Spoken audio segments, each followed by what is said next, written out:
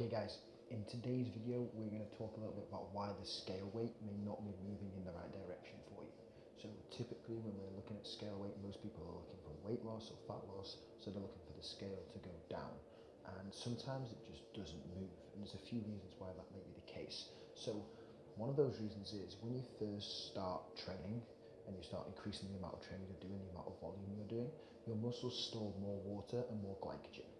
Okay, and that can impact on the fact that the scale isn't moving. Now this isn't going to continue forever, and it may just continue for those 4 to 6 weeks where the muscles are just storing more water weight, more glycogen. You find yourself drinking a little bit more because you've started training, so you're a little bit more hydrated, which means you've got more water in your body. Therefore the scale weight may not necessarily move. It doesn't mean you're not losing fat. It just means that your muscles are holding on to a little bit more water, and then over time that will just start to kind of, I don't want to say reset, but it'll just start to normalize, and it won't be as much of an issue. Another reason the scale may not be moving, and this is particularly true for beginners, when you first start training, even though you're in a calorie deficit and you're eating less calories than you burn when you're looking for fat loss, it's possible that you're still building muscle and losing fat at the same time. It does happen despite what people believe. So let's say, for example, that over the first 6 to 8 weeks of your training, you start at 80 kilos and you're still 80 kilos at the end of it.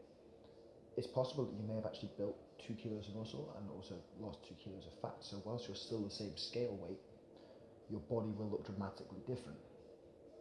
So the scale weight is a good indicator of progress, but it's not the only way, which is why we can use things like body fat measurements, taking body part measurements, so like your waist and your chest and your biceps and your thighs and your hip in terms of inches, and seeing the inches lost and things. Clothes, so like before and after pictures in the same clothes, all of those things are great ways of using as well as the scale, because you may be building muscle and losing fat at the same time, which means the scale isn't going to be dropping or dropping as quickly as you like, but it doesn't mean your body isn't changing. Another reason for women is that when you're going through your menstrual cycle, you tend to be a little bit heavier, so you tend to be just carrying a little bit extra weight. Your hormones are kind of out of balance a little bit, so the time of the month that you weigh yourself is going to impact as well. So that's something else to consider.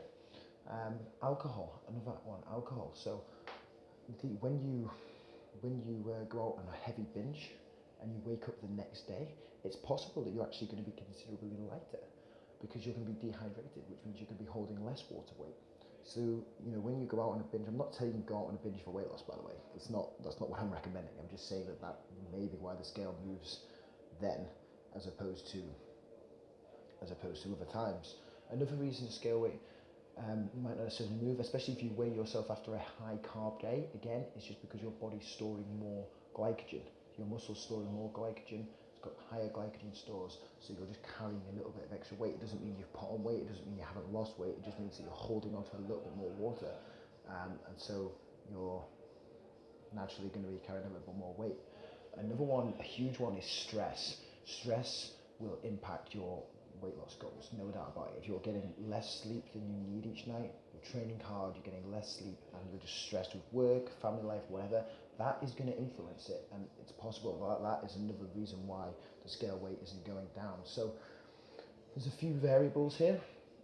It's possible there could be a couple of them at play at any one time, possibly just one of them, possibly none of them, but particularly the first 4 to 6 weeks, if the scale weight's not moving, it's important to stick with what you're doing, because like I said at the start, could be that your body's just holding on to a little bit more water, could be that you've actually just built a little bit of muscle and lost a little bit of fat, so your weight's not changed. So it's important that you stick with it. No matter what the scale says, just stick with it, stick with the program, stick with the plan, and watch what happens over a longer period. Then start taking other measurements too, like I mentioned, don't just rely on the scale to check your progress. Use other things, so check your body fat if you can, take measurements, use before and after pictures where you wear the we're going to do this in one take, where you wear the same clothes each time so you can kind of compare the pictures. Those are great ways of checking your progress along with the scale, because the scale isn't always completely honest with you and completely accurate. So bear that in mind. Please don't be too disheartened if the scale weight's not moving. It doesn't necessarily mean you're not making progress. Okay? So don't be disheartened. Keep going. Keep pushing.